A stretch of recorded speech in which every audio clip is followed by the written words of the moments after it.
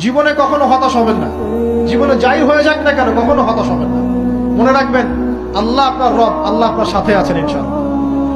এই সমাজ আপনাকে যেভাবে শেখায়, কিভাবে শেখায়, এই যে স্কুল, কলেজ, ইউনিভার্সিটি, চাকরি, বিয়ে, সন্তান প্রতিপালন, আর তারপর ইন্না লিল্লাহি ওয়া ইন্না ইলাইহি রাজিউন, এই তো শেখায় নাকি?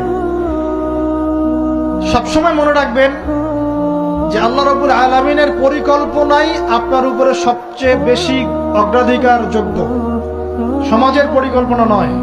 পরিবার আপনাকে চাপ দিচ্ছে, চাকরি পাস না, পড়াশোনা করিস না, হ্যাঁ পড়াশোনায় কেন তুই 80 নম্বর পাইলি না, কেন চান্স পেলি না, কবে চাকরি পাবি, কবে আমাদেরকে দেখবি, খাওয়াবি, পড়াবি, এই যে চাপগুলো চারপাশ থেকে আসে কিনা?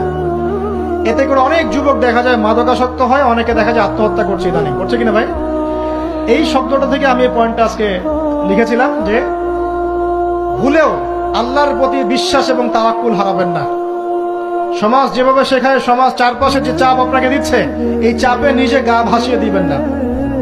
আপনি আল্লাহর কাছে দোয়া করবেন, আল্লাহর কাছে পথ চেয়ে নিবেন এবং আল্লাহর প্রতি তাওয়াক্কুল ভরসা করবেন। কখনো আত্মহত্যার পথ বেছে নিবেন।